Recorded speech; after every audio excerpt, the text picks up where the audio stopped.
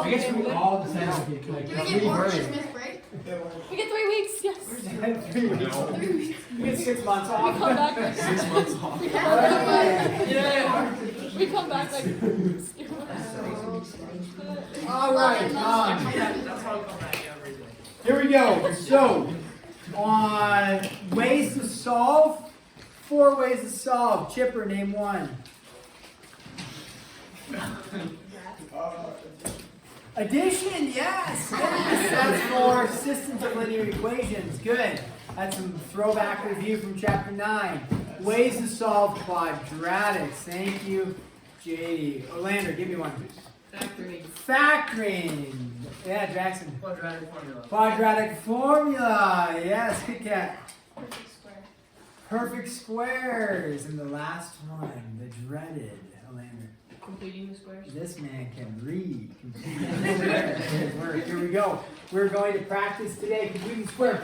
You will not, just as a breath of fresh air for you, you will not have to know completing the square through your geometry processing. Okay? But a good algebra review. So, in geometry proper, you won't need completing the square. For geometrical stuff, actually, like in pre-calc, we absolutely do throw in some completing the square. So if this is like mind-blowing to you, you will have one of these probably on the MCA, one will be on the test, okay? And it's a way to solve, and it'll say solve with completing the square. If you don't complete the square, you won't get credit. Okay? So let's do it. We're going to solve with completing the square. This is a way to solve quadratics. Remember, quadratics, the general quadratic looks like that. That's the general quadratic look. It's something being squared. Okay, completing the square, the goal of this is to take a non-perfect square equation, turn it into a perfect square. As we worked with on Friday, if you recall, like a little review, when you had something like this, x plus 7 squared was equal to, doesn't matter, pick something easy. Was this, as you were solving, was this really nice to have a perfect square there equal to 16? Sure. Once you have, if you have this, what did you do? You just took the square root of both sides, right? So it's like, nice, I can just go like this, plus or minus 4, subtract the 7 over like this, and you get out negative 11 and negative 3. So if you had a perfect square already in place, that's really nice to solve. You just take the square root of both sides and then subtract or add depending on whatever you had here. That was really nice. We then practiced a couple like this. I believe you had a couple in there. Something like this, where you had an equation like that. Now that looks a little more complex, right? Because you don't have a perfect square. You've got several terms here. It's equal to a term there. So it's a little more complex. But the goal of this was to recognize that this on the left-hand side, we could factor that without messing with this. We could factor this to be what? X plus 9 times x plus 9, which is x plus 9 squared, which was equal to 10. And then we solved, equal to 100. So 100 there. We took the square root of that. X plus 9 is equal to plus or minus 10. Subtract the 9, and you get out 1 and negative 19. So that was really nice because this left-hand side was a perfect square. And then we could factor it as such. So the goal today is going to be to take a function or an equation and get it to look like this so that I can make a perfect square so I can take the square root of both sides. Okay, that's our goal today. So number one, and there are several steps to this that will follow along. Okay, so number one will be if we have, let's do this, 2y squared plus 16y minus 20 is equal to 0. Okay? So now we could try the factoring route. Okay, we're not going to. We could try the perfect squares route, but this isn't a perfect square yet. Okay? So like over here, this was was a perfect square, right? So we were able to fact this to be x plus 9, x plus 9. In this case, is this going to be like a nice perfect square like x plus 5, x plus 5? Or something like that? No, it's not. Okay, I'll give you a heads up, it's not. So, therefore, what we're going to do is we are going to create somehow a perfect square so that I can factor it and then take the square root of both sides. Okay? So when we go to do this, the first step in completing the square is bring the well, there's two different routes you could go. Maybe let's do this. Divide everything by a. Okay? What is a in this case? You're like, A? I don't see the letter A. I see a 2 and I see a Y. And A, right here, is the coefficient in front of your squared term. So what is A? 2. So A always has to be 1. So if A isn't 1, you have to divide everything by what A is. So what is A in this case? 2. So you divide everything. Now, I'll show it over to the right-hand side as well, because sometimes the right-hand side has a value on it. So divide everything by A.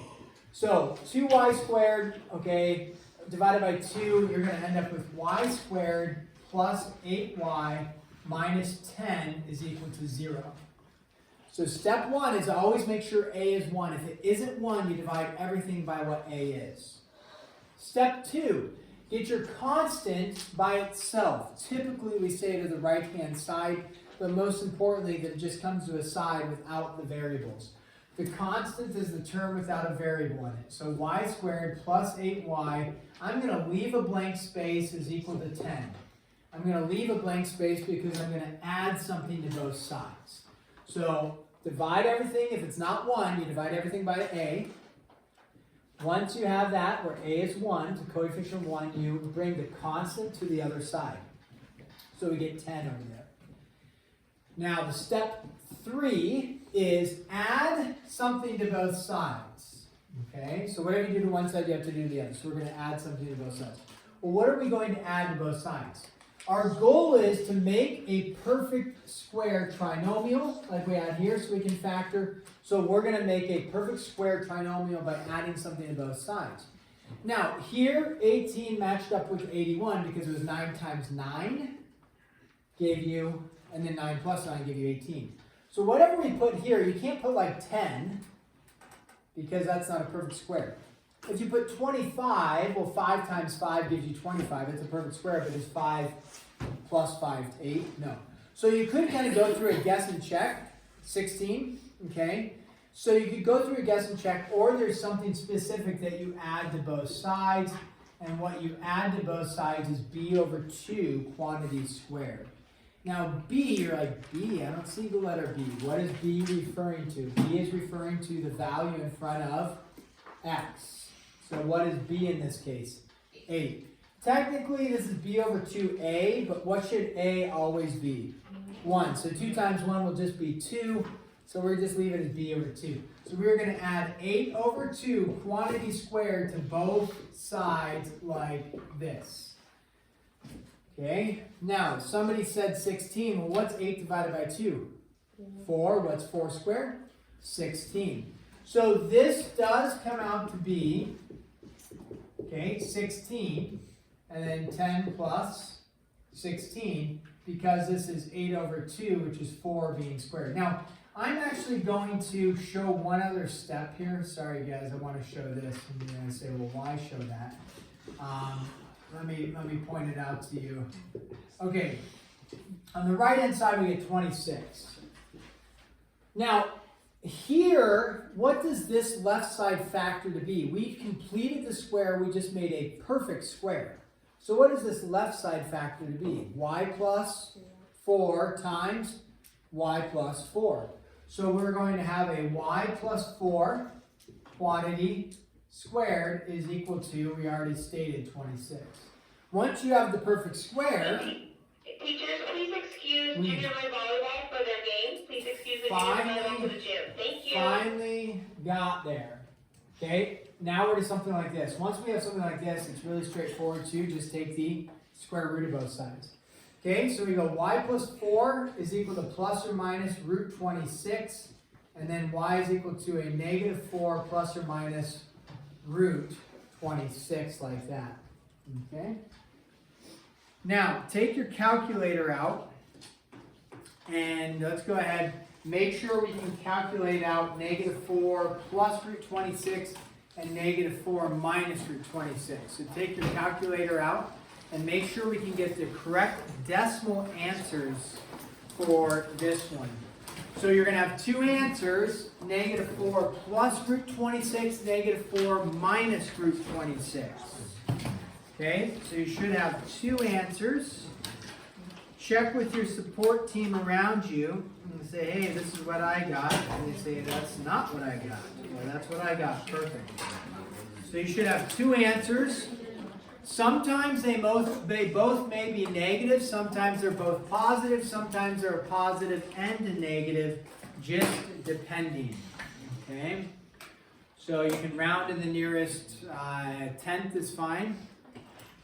Go ahead, calculate that. If you don't have your calculator, the question is, where is it? And why is it not out? And why are you not calculating? Sure. I lost mine. Lost it. Okay, you'll want it for tomorrow. Yeah. Okay. Okay. So, is anybody getting 1.1 rounded? Yes. Okay, 1.1 rounded is correct. Okay, the other one is negative. Is anybody getting a negative 9.1 rounded? Okay, if you're not, those are rounded values. If you're not getting out these two values, you're doing something wrong, and you'll need to figure out how to use your calculator. Okay, you can deal with that later. Let's go ahead and do another one here, which can we'll have. Let's do this one. Okay, this is a good one because it provides some challenges this way. C squared minus 7c minus 2 is equal to 4, I believe. Okay, here we go. Step 1. Make sure A is equal to what? 1. Is A equal to 1? Yes. Yeah, you bet. A is 1. So don't need to do anything there. Step 2. What was step 2 over here? Constant by itself. Get the constant by itself, right? So we brought the 10 over. So in this case, we have a 4 over here, but what do I need to get rid of? 2. Okay, so we have c squared minus 7c is equal to 6. And we're going to add something to both sides. Okay? So we brought the 2 over, so it's 4 plus 2 is 6. What am I going to add to both sides? Come back over here. Remember what I'm adding to both sides? B over 2. Now, what is B in this case? It's important to pay attention to the sign of it as well. But what is in front of the C? -7. So you are going to put -7 over 2 squared to both sides like this. Okay? So -7 over 2. Now, we go ahead and square that. So c squared minus 7c plus, what do you get? 49 over 4. Okay?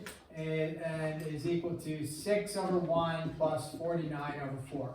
I put 6 over 1 so we can look at adding the fractions. Some of you have calculators that easily add fractions together and give you a fraction. That's great. Nothing wrong with using that and getting out the fraction. If you don't have that calculator, hopefully you're savvy. All of you should be savvy in solving or simplifying addition with fractions. You find the common denominator, which is, in this case, 4, right? And then we would go 24 plus 49, as it would be 4 over 4. So 24 plus 49 is 73. Okay. So then the question over here becomes the challenge. What times what? See over here we had what times what gives you 16 added together gives you 8.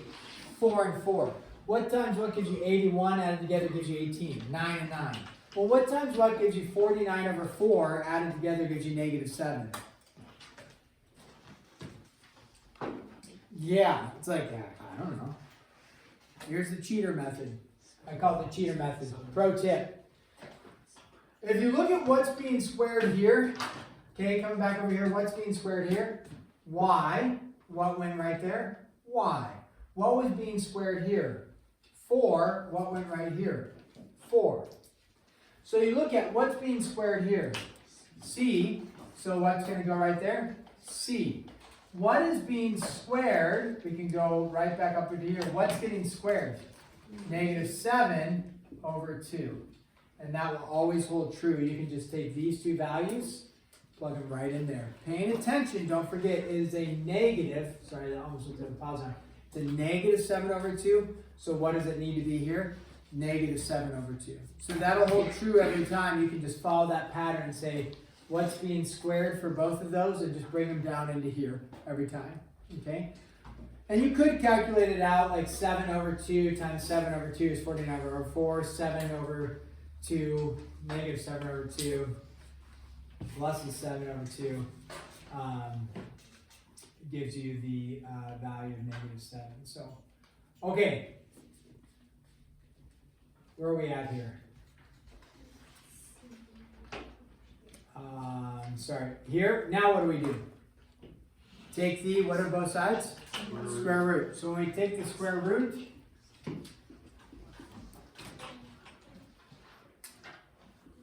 we get plus or minus square root of 73 over 2. Where do I get 2 on the bottom? Hey, Jack, since you can't control yourself, okay, it's okay, it's hard. Sitting next to Chipper. He brings the best out of people. A lot of joy, a lot of laughter. Why don't you just go take a seat over there? Okay? Yeah, now. Okay. There you go, man. Okay, thanks. All right, where did the 2 come from? Square root of 4. What's the square root of 4? 2. There you go. Okay, so now I go ahead and add 7 halves over. And so you would have 7 halves plus or minus root 73 over 2. You can leave it like that, or you can combine, because you already have a common denominator, but this is fine if you get it to there. You should be able to get out the decimal value from there. We're not going to take the time right now, but you could get out the decimal answer from there, and it would be 73 over 2. You could write it like that as well, as the common denominator, or leave it. Either one is acceptable, okay? And then get decimal answers out, which you'll need to be able to do for that. All right, so then let's do one last one. And let's go with number 3 here. What happens when we have, okay, 2y squared over 3 minus y minus 3 is equal to 0? What part of this also looks challenging? A fraction, right? Right from the get-go. So 2 ways to deal with it. Way 1 is we could just divide everything by a. Now the challenge is to see a is not just the 2, but as the 2/3. Or you can multiply everything by 3 to get rid of that 3 first. So that we're not dealing with fractions, and we're back to something that maybe looks like number 1 here. And that could possibly be the best route to go, is if we multiply everything by 3, we end up with 2y squared minus 3y minus 9 is equal to 0 when you multiply everything by 3.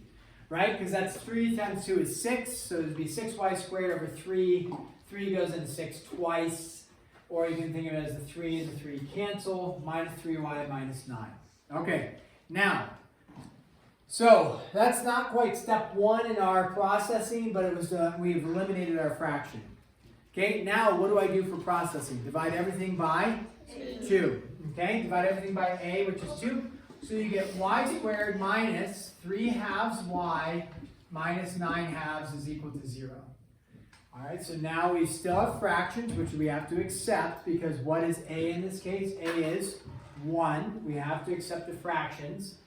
We add our constant over, and then leave space for adding something to both sides.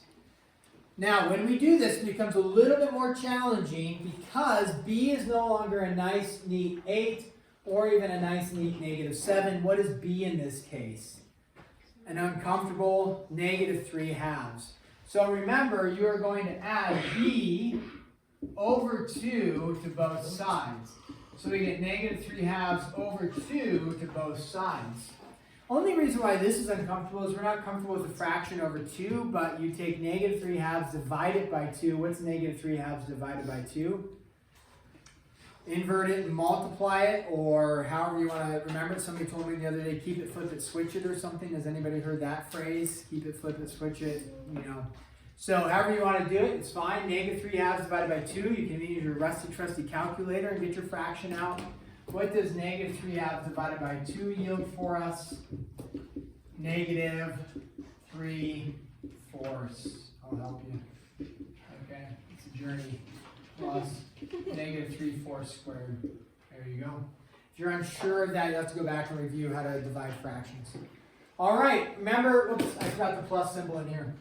All right, remember, what is the pro tip to figure out the cheater method to state, I know I'm going to get a perfect square out here, okay, on the left-hand side. What's the pro tip? The pro tip is, what is being squared right here? Y. So what goes right here? Y. What is being squared right here now? It was a negative 3 halves over 2 over 2, but that's too complex. So what's this getting squared here? Negative 3/4. So you just put a negative 3/4 right in there. Here you'll have to do a little bit of work, right? It's going to be the 9 halves plus 9/16. So that you're going to have to do a little bit of work. We'll progress it all the way up here. Y minus 3/4 squared equals common denominator of 16. So again, adding and subtracting fractions generally is where people get really confused, unfortunately. But hopefully, with some work, we can get there. What do we get? 72 plus 9. Are you getting 81 over 16? Yeah. Okay. And then I like 81 and I like 16 because they're both perfect squares. Yeah. So then we get y minus 3/4 equals plus or 9 minus 9/4. Where did I get the 9? Where did I get the 4? Just taking the square root of both sides. All right, we add the 3/4 over. Now in this case, you are going to get, what are you going to get? 12 over 4, which is 3. And then negative 6 over 4, which would reduce to negative 3 halves. So you get negative 3 halves and 3. By just adding, all I'm doing is going 3/4 plus 9/4 and 3/4 minus 9/4. It's not necessarily complex or anything. Okay, probably for the mid-chapter assessment, most likely, I'm not going to throw one at you like this, okay? Because that gets the fraction over the fraction and gets a little more complicated. Okay, so you might have some in your homework like that. Probably not going to see one like that in the mid-chapter assessment. More along the lines of what you might see is probably like a number 1, possibly a number 2.